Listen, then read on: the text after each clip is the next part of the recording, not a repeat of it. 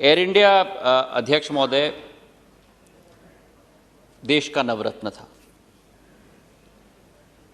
निजी क्षेत्र से इसकी शुरुआत हुई, इसकी राष्ट्रीयकरण की गई और राष्ट्रीयकरण करने के बाद कई साल इसे सफलतापूर्वक चलाया गया था। जो आज एयर इंडिया की स्थिति हुई है, जो सुदीप दा ने वर्णन किया और प्रेमचंद जी ने बड़े विस्तृत तरीके से अपने चर्चा में और कट मोशंस में चिंता भी जताई है। ये स्थिति उत्पन्न क्यों हुई है, ये हमें समझने की जरूरत है अध्यक्ष महोदय। अब मैं थोड़ा समय लूंगा अध्यक्ष महोदय। 2005-06 में जिस एयर इंडिया की कैपेबिलिटी केवल 14 करोड़ की मुनाफे की थी, उस एयर इंडिया के द्वारा 68 एयरक्राफ्ट बोइंग की खरीदवाने का मसौदा पे हस्ताक्षर किया गया और 43 एयरक्राफ्ट एयरबस से। जिस कंपनी की क्षमता 15 करोड़ रुपए मुनाफे की हो, उस कंपनी के द्वारा एयर इंडिया और एयर इंडिया एक्सप्रेस के द्वारा 111 एयरक्राफ्ट खरीदे जा रहे हैं। क्या कारण हो सकता है, इस पर मैं विश्लेषण नहीं करना चाहता। कारण ध्यान है लोगों को, लेकिन ये आप समझिए कि 2005 के पहले 2005 के पहले, अब सुनने की क्षमता रखिए गौरव जी। मैं 8 घंटे कल सुन रहा था, कृपा करके सुनने की क्षमता रखिए। 2005 के पहले जो देखिए अध्यक्ष महोदय, जो एयर इंडिया 15 करोड़ की प्रॉफिट बनाती है और जो इंडियन एयरलाइंस 50 करोड़ की प्रॉफिट बनाती है,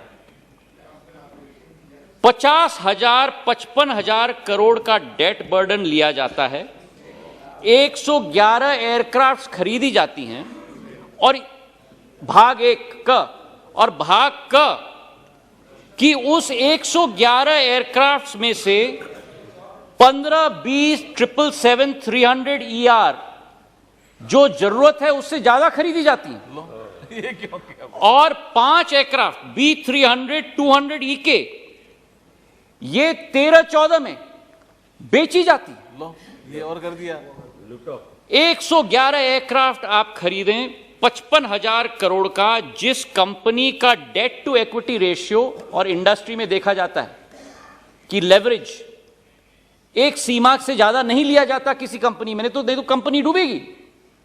जिस कंपनी का लेवरेज ऑलरेडी 5:1 है, मतलब डेट 5 और इक्विटी 1, उसमें आप 55,000 करोड़ का आप ऋण लेते हो और उसके बाद केवल ये नहीं, लेकिन दोनों कंपनीज का आप मर्जर करते हो।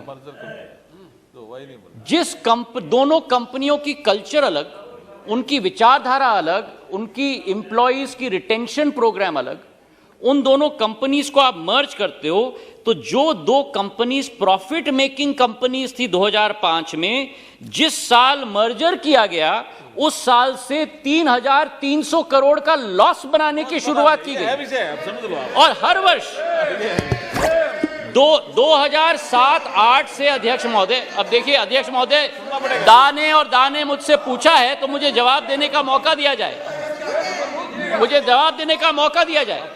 2007-08 से 2020-21 तक हर साल 3,000 से 7,500 करोड़ का लॉस, 85,000 करोड़ रुपए का loss combined merger air India का, acquisition of 111 aircraft, return sale of 5 B300 aircraft, 777 B300 15 in excess, merger of two companies with totally two different cultures, two different visions, two different employment retention programs, and you result इन 20 करोड़ का loss प्रतिदिन, 7,500 का loss. अब इसके आगे सुनिए अध्यक्ष महोदय, अब अध्यक्ष महोदय इसके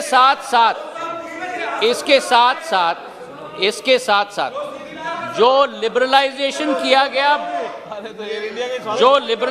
आपने पूछा तो मैं जवाब दे रहा हूं, नहीं तो मैं चुप था। आप नहीं पूछा, आपने मेरा मुंह खुलवाया, मैं तो कुछ नहीं कह रहा था, आपने मेरा मुंह खुलवाया, मैं तो बैठ गया था। इसके बाद अध्यक्ष महोदय, लिबरलाइजेशन ऑफ बायलैटरल्स, आप सुनिए, 2004-5 में जो लिबरलाइजेशन की गई बायलैटरल्स की, जो भारतीय कैरियर्स थे, जो बायलैटरल्स 51 मिलियन की बायलैटरल्स थी, उनको बढ़ाकर 51 मिलियन बायलैटरल्स, मतलब जितनी क्षमता सीट्स की दी जाती हैं विदेशी एयरलाइंस को यहां आने के लिए और हमारे एयरलाइंस को वहां जाने के लिए, उसको बढ़ाकर 180 मिलियन किया गया और खाड़ी देशों में 100 से 200% बढ़ाया गया, साउथ एशियन नेशंस को 200% बढ़ाया गया और यूरोपियन नेशंस को 400% बढ़ाया गया, जबकि भारतीय कैरियर्स के पास वो क्षमता नहीं थी।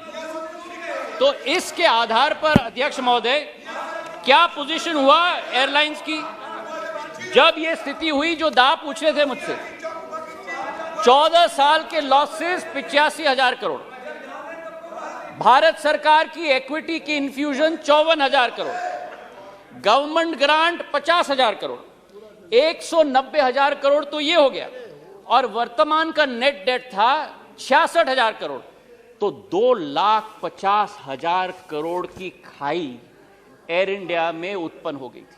और ये पैसा भारत सरकार का नहीं है, ये पैसा भारत के 135 करोड़ जनता का पैसा है। और हमारे प्रधानमंत्री ने निर्णय लिया कि हमारे प्रधानमंत्री ने संकल्प किया कि इस घाटे को बंद करना ही होगा और इसका विनिवेश करना ही होगा, ताकि भारत सरकार और भारत की जनता का पैसा का संरक्षण किया जाए और उसका सदुपयोग किया जाए, उज्ज्वला के लिए, राशन के लिए, सड़कों के लिए, जल जीवन के लिए, आम जन के लिए। और इसलिए अध्यक्ष महोदय, इस कंपनी का विनिवेश किया गया। जो प्रेमचंद्रन जी ने बहुत महत्वपूर्ण मुद्दा उठाया था और दास साहब ने उठाया था कि जो हमारे कर्मचारी हैं उनकी स्थिति क्या है, हमारे शेयर होल्डर्स एग्रीमेंट में विस्तृत रूप से लिखा गया है। पहला कंडीशन कि 1 साल के लिए कोई भी हमारे कर्मचारी को फायर नहीं किया जाएगा, उनको रिटेन किया जाएगा 1 साल के लिए। 1 साल के बाद अगर किसी को रिटेंशन से हमें हटाना है तो केवल वीआरएस स्कीम के आधार पर किया जाएगा, उसके अलावा नहीं। जहां तक मेडिकल की बात प्रेमचंद्रन जी ने कहा, मेडिकल फैसिलिटीज रिटायरिंग और रिटायर्ड एम्प्लॉइज की जो भारत सरकार का व्यय होता था, वही सीजीएचएस और नेशनल हेल्थ अथॉरिटी के आधार पर किया जाएगा। ये हम लोगों का संकल्प है। और इसी के साथ हमारी विचारधारा है कि कर्मचारियों की सुरक्षा भी उत्पन्न हो, ताकि आने वाले समय में इस क्षेत्र को और इस एयरलाइन को भी दोबारा स्थापित किया जाए और भारत सरकार और भारत की जनता की पैसे और उनकी आमदनी की रक्षा किया जाए।